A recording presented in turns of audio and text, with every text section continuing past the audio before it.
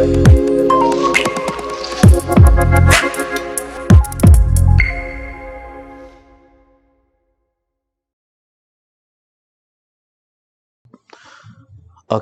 pemirsa channel ABN yang berbahagia, Suara Perubahan, apa kabar? Semoga sehat ya.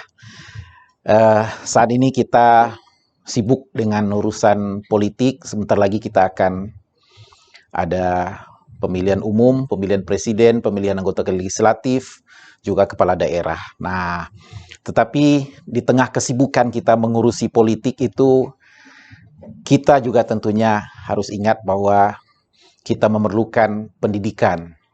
Masyarakat kita memerlukan pendidikan. Nah, kita tidak bisa bilang, umpamanya mengatakan bahwa pendidikan kita aman-aman saja. Pendidikan kita juga banyak tantangan yang tengah dihadapi. Baik bagi teman-teman guru, teman-teman dosen, bagi pelaku pendidikan informal maupun non-formal.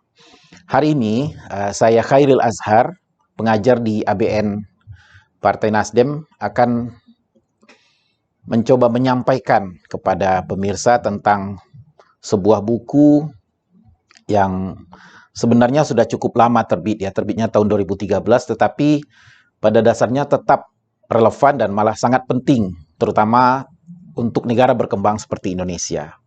Judulnya adalah The Rebirth of Education, Schooling and Learning. Buku ini ditulis oleh Lan Pritchett. Pritchett adalah sebelumnya profesor di Harvard University, sekarang beliau menjadi dosen di London School of Economics. Sesuai dengan judulnya, buku ini kelahiran kembali pendidikan, sekolah tidak berarti belajar. Nah, pemirsa, kita biasanya cenderung menganggap kalau kita sudah mengirim anak kita ke sekolah, kemudian mereka sudah belajar di sekolah, kita menganggap bahwa pembelajaran sudah terjadi. Padahal belum tentu demikian. Dalam risetnya, Pritchett mengatakan bahwa schooling and learning. Jadi bersekolah itu belum tentu belajar. Kenapa demikian? Kita akan mengupasnya satu persatu. Yang pertama, seperti tadi sudah saya singgung, bersekolah tidak sama dengan belajar. Jadi, sederhananya, walaupun kita sudah menyelesaikan S1, S2, S3, belum tentu ya secara administratif mungkin sudah selesai, tetapi dari segi keterdidikan yang esensial, yang lebih substantif, itu belum tentu demikian. Nah, hasil riset dari Pritchett yang kemudian dituliskan menjadi buku itu, beliau mengatakan bahwa selama ini di seluruh dunia, jadi bukan hanya di Indonesia, di seluruh dunia itu ada yang disebut sebagai ilusi efektivitas sekolah. Sekolah pada dasarnya banyak masalah soal efektivitas. Umpamanya di Kenya, Tanzania, dan Uganda ya. Jadi di sana umpamanya 3/4 siswa kelas 3 tidak bisa memahami kalimat sederhana. Di Indonesia kita tahu kalau dibanding dengan Vietnam, memang dari segi pendidikan sudah SD, sudah SMP, tetapi ada persoalan dengan literasi fungsional atau melek fungsional. Jadi ketika diminta membaca, ternyata anak-anak kita belum tentu sepenuhnya bisa memahami apa yang mereka baca. Kemudian juga bisa dikatakan bahwa adanya akses pendidikan belum tentu ada kualitas pendidikan. Dan juga ada kecenderungan dalam hal ini, kita cenderung fokus kepada penyediaan sekolah, pembangunan sekolah, kemudian anak-anak bisa bersekolah, tetapi kita lupa bahwa itu belum tentu mencerminkan input atau kualitas dari input. Nah, oleh karena itu, yang pertama, Pritchett mengatakan, untuk hal yang pertama ini, Pritchett mengatakan perlu penyelarasan tujuan pendidikan dengan kebutuhan pembelajaran siswa dan meningkatkan metode pengajaran yang lebih interaktif dan fokus pada pemahaman. Jadi, sekali lagi, orang sudah bersekolah atau anak-anak sudah bersekolah, belum tentu mereka betul-betul belajar. Nah, Bapak Ibu tentu paham atau saudara-saudara tentu pernah mengalami sendiri. Kita datang ke sekolah, belum tentu kita benar-benar belajar. Yang kedua, Nah, dalam bukunya Pritchett ini menarik sekali. Beliau mengatakan ada yang disebut sebagai isomorphic mimicry. Jadi sistem pendidikan seperti juga di Indonesia ada kemungkinan besar atau sudah terbukti kita umpamanya mencoba meniru atau mencontek sistem di negara lain atau hal-hal dari negara lain, kemudian kita bawa ke Indonesia, kemudian kita tiru, tetapi tiruan itu disebut sebagai tiruan semu atau palsu. Sehingga kita bisa katakan, bisa jadi sebuah sistem pendidikan itu tiruan dan palsu. Nah, kenapa demikian? Kita bedakan dulu antara bentuk dan substansi pendidikan. Bentuknya secara administratif, judulnya bisa jadi sama. Ya, umpamanya sistem pendidikan berbasis literasi. Negara lain mencobakan itu, melakukan itu, kita juga menirunya. Tetapi apakah betul-betul secara substansi sama atau secara substansi fungsional? Nah, ini persoalan mendasar. Ini persoalan besar. Dan itu sudah dibuktikan ya. Sehingga kita perlu memikirkan lebih jauh atau menemukan konsep-konsep yang lebih jauh bagaimana mungkin kita meniru secara konsep atau judul, tetapi kontekstualisasinya perlu kita pikirkan. Ini penting sekali. Oleh karena itu, perlu ada inovasi lokal dan eksperimentasi dalam pendidikan untuk mencapai substansi yang memang kita inginkan. Jadi dalam hal ini, meniru belum tentu pas atau meniru belum tentu baik-baik. Jadi umpamanya kita belajar dari Finlandia, umpamanya. Finlandia terkenal sekali dengan konsep pendidikannya atau dengan praktik pendidikannya. Sistem pendidikan di Finlandia mungkin cocok bagi Finlandia karena sistem pendidikan yang dibangun kompatibel ya dengan sistem-sistem yang lainnya yang ada dalam sistem sosialnya mereka. Tetapi di Indonesia belum tentu demikian. Nah, oleh karena itu, kalau tidak hati-hati atau tidak dilakukan riset yang seksama umpamanya, maka kemungkinan akan terjadi namanya isomorphic mimicry, tiruan yang palsu. Yang ketiga, ini Pritchett mengistilahkan ada pendekatan sistem atau pendekatan pengelolaan pendidikan yang berbasis atau yang berbentuk jaring laba-laba, spider web, modelnya. Tapi ada juga model yang kedua yang disebut sebagai bintang laut, model bintang laut atau starfish. Ya. Nah, bagaimana? Model jaring laba-laba itu adalah pendidikan yang pada dasarnya tersentralisasi. Jadi laba-laba itu menjadi sentralnya. Kemudian laba-laba membuat jaring-jaring dan dengan jaring-jaring itu mereka laba-laba menangkap nyamuk dan lain-lainnya atau menangkap mangsa. Tetapi kendalinya ada di tengah, yaitu pada laba-laba itu sendiri. Pilihan lain yang disebut oleh Pritchett sebagai bintang laut atau pengelolaan pendidikan yang seperti bintang laut. Nah, dalam kasus bintang laut, umpamanya kita tahu bintang laut kalau kakinya terpotong, kaki itu akan menjadi bintang laut baru. Atau bagian tubuhnya lainnya yang terpotong akan menjadi bintang laut baru. Artinya, pendidikan ya kan mungkin awalnya adalah satu sekolah. Kemudian dari sekolah yang satu ada guru atau ada pengurus kalau seandainya swasta yayasan membuat sekolah baru. Kemudian ada lagi muncul sekolah baru, kemudian muncul lagi sekolah baru. Sehingga kemudian semakin banyak sekolah yang baru. Nah, dalam hal kualitas juga demikian. Dengan sendirinya kalau sekolah yang dibangun di Jakarta kemudian ada umpamanya partisipasi masyarakat membangun sekolah di Jawa Barat, buat sekolah juga tapi disesuaikan dengan di Jawa Barat. Nah, itu kurang lebih secara teoritis seperti itu. Nah, berdasarkan banyak riset, umpamanya riset Bank Dunia tahun 2017, sistem yang terpusat itu seringkali gagal mengatasi kebutuhan lokal. Nah, ini penting sekali ya. Kemudian oleh karena itu Pritchett menyatakan perlu memberikan otonomi yang lebih kepada sekolah. Di sini berarti juga tersirat bahwa sekolah itu harus mandiri, ya. Jadi sekolah tidak bisa apa kata pusat atau hanya mengikuti instruksi-instruksi yang misalnya sangat detail dari pemerintah pusat atau dari Kemendikbud. Nggak bisa demikian. sekolah juga harus punya alternatif, punya otonomi, dan mampu mengembangkan diri mereka sesuai dengan konteks lokal mereka di mana mereka berada. Hanya sekolah-sekolah itu yang kemungkinan besar yang bisa awet, bisa kontekstual, bisa bermanfaat bagi masyarakat. Berikutnya adalah yang keempat, yang ditemukan oleh Pritchett dan juga sebenarnya oleh banyak peneliti pendidikan lainnya, ada kecenderungan kurikulum yang kaku.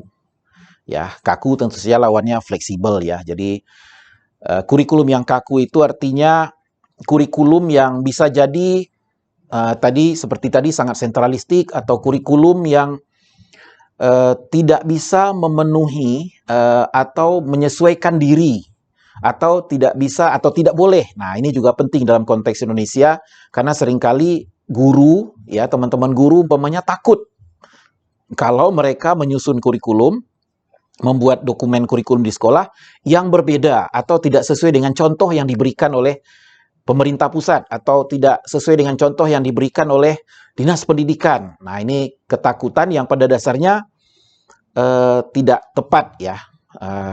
Karena kurikulum semestinya betul-betul bisa menyesuaikan diri, bukan hanya dengan konteks lokalnya, tapi juga dengan perubahan waktu ya, kemajuan teknologi, perkembangan sosial, perkembangan budaya, dan sebagainya. Nah, kalau kurikulum yang kaku, yang sangat kaku, yang tidak tidak boleh diutak-atik, nah ini persoalan besar. Ini tantangan. Nah, oleh karena itu, Pritchett menyarankan, mengenai kurikulum kaku ini sebenarnya ada riset umpamanya dari OECD tahun 2019 ya. Jadi negara-negara kalau ingin maju dalam pendidikan, atau negara-negara yang berhasil maju pendidikannya, biasanya kurikulumnya fleksibel. Nah, apa yang dimaksud dengan kurikulum yang fleksibel? Nah, jadi fleksibel itu artinya satu, fokus kepada keterampilan. Jadi bukan hanya aspek, misalnya aspek teoritis atau aspek kognitif semata, tetapi fokus pada bagaimana supaya kurikulum itu mampu membuat murid-murid atau anak-anak itu melakukan sesuatu bagi hidup mereka. Artinya di situ dituntut kurikulum yang sesuai dengan konteks lokal atau dengan latar belakang anak. Kemudian ada juga yang disebut dengan kompetensi. Jadi kurikulum yang baik itu berbasis kepada kompetensi. Tetapi kita harus hati-hati dengan kata kompetensi. Karena kata kompetensi ini sebenarnya dipinjam dari istilah atau dari konteks teknik ya. Jadi dalam dunia teknik biasanya kalau orang bisa umpamanya memperbaiki komputer atau memperbaiki mesin apa, nah kemudian mereka kompeten di situ. Nah, kompetensi di sini sebenarnya lebih kepada keterampilan-keterampilan yang bisa membuat atau bisa menjadi bekal hidup ya, tetapi sifatnya juga tidak tidak membuat anak hanya tahu satu cara tentang melakukan sesuatu. Jadi pada dasarnya di situ juga melibatkan bukan hanya keterampilan tertentu begitu ya, tetapi juga pemahaman bahwa keterampilan itu pada satu saat akan berkembang, atau bahwa keterampilan itu ketika dalam konteks yang berbeda atau menggunakan alat yang berbeda juga akan dilakukan dengan hal yang berbeda, dengan cara yang berbeda, seperti itu. Nah, jadi intinya di sini adalah sebenarnya keterampilan yang paling utama yang belakangan juga kemudian disampaikan atau digunakan, dicantumkan dalam kurikulum banyak negara, itu adalah salah satunya itu disebut sebagai learning ability atau kemampuan belajar, atau belakangan juga makin ramai apa yang disebut sebagai soft skill ya, keterampilan seperti kepemimpinan, kemampuan belajar, kemampuan beradaptasi, dan seterusnya. Jadi sekali lagi bukan hanya keterampilan yang sifatnya teknis seperti itu. Nah, yang kelima, salah satu temuan dari Pritchett adalah pendidikan di banyak negara itu cenderung tidak berbasis data. Nah, ini repot sekali ya kalau kita mengembangkan sistem pendidikan atau kita mengajar, modalnya adalah asumsi-asumsi yang tebak-tebakan, bukan asumsi yang didasarkan pada bacaan ya. Jadi guru-guru tidak membaca tapi menganggap wah ini bagus, tetapi tidak mencoba meng-cross check ya, mengecek apakah yang dikatakan bagus itu benar-benar bagus. Nah, ini persoalan besar. Sehingga bisa kita katakan bahwa ada pendidikan yang dijalankan atau pembelajaran yang dijalankan berdasarkan tebak-tebakan, ada pembelajaran yang didasarkan pada data ya. Data itu artinya bisa berdasarkan bacaan, bisa berdasarkan hasil riset dan sebagainya. Nah, kalau keputusan pendidikan ya, keputusan pendidikan dari atas sampai ke bawah sampai ke tingkat guru itu juga berdasarkan tebak-tebakan, nah kemungkinan itu akan bermasalah tentu saja. Ya.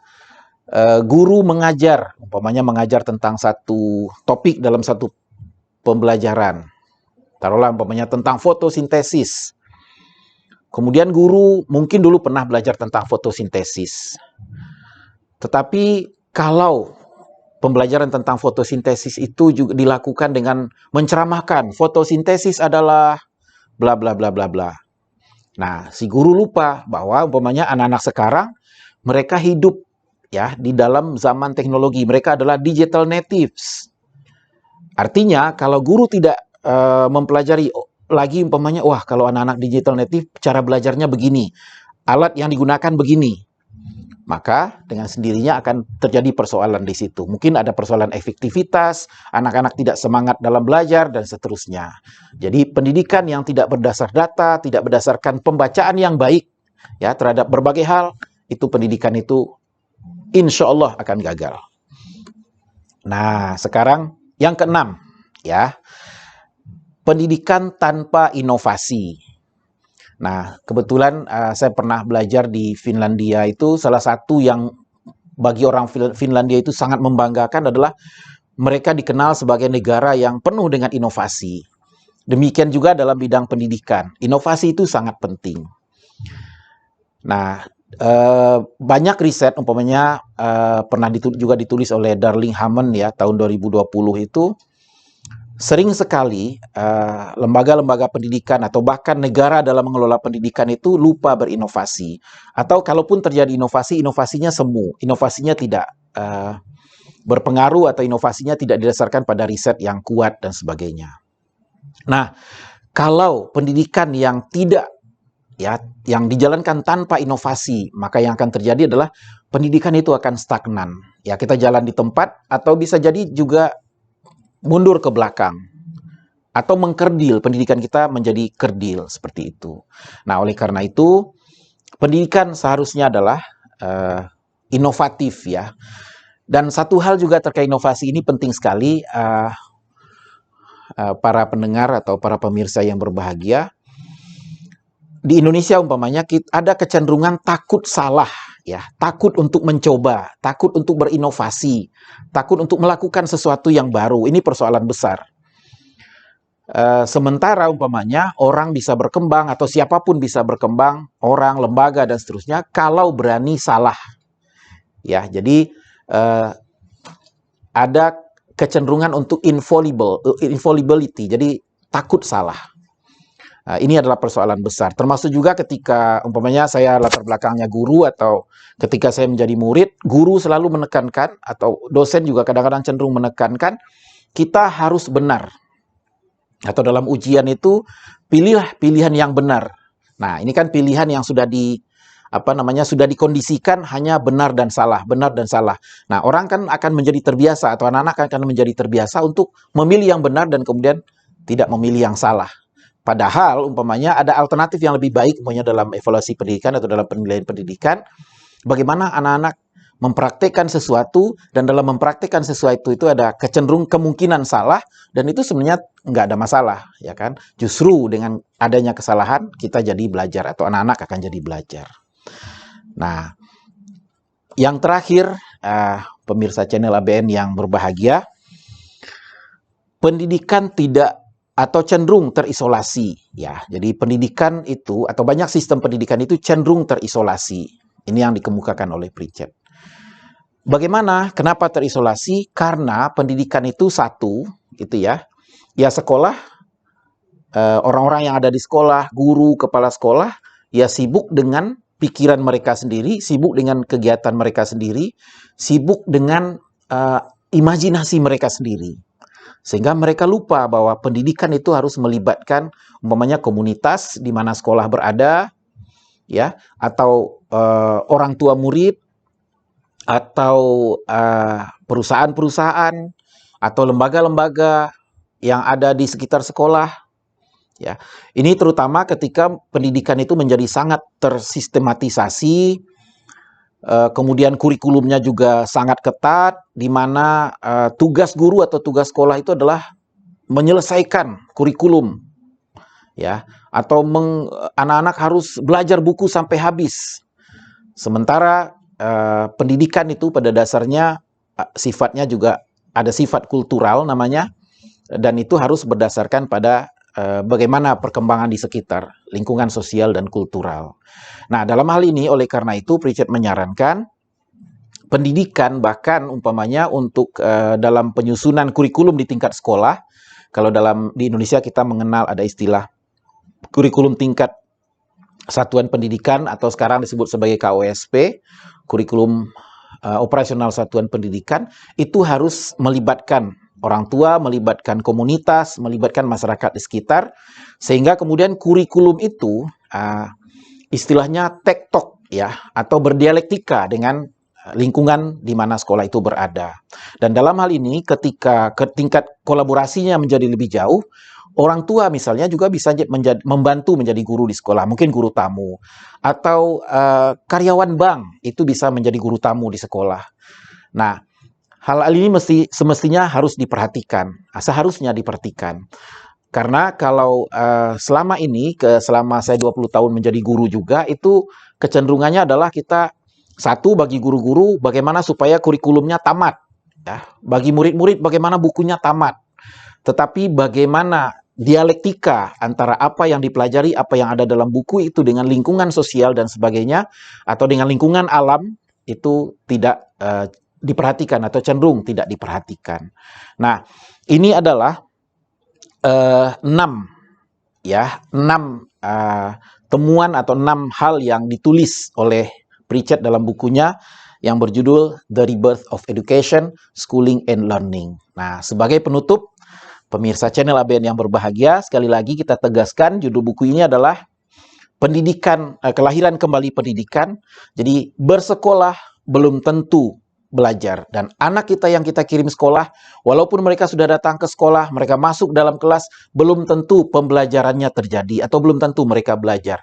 Kenapa? Karena banyak faktor. Dan dalam konteks Indonesia itu sebabnya kita umpamanya dalam penilaian yang dilakukan oleh PISA, yang dilakukan oleh TIMSS umpamanya, kita rankingnya di bawah. Kenapa?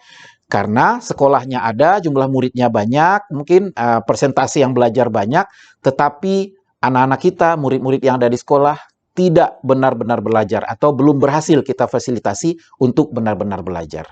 Demikian, terima kasih. Sampai jumpa lagi dalam episode berikutnya. Assalamualaikum warahmatullahi wabarakatuh.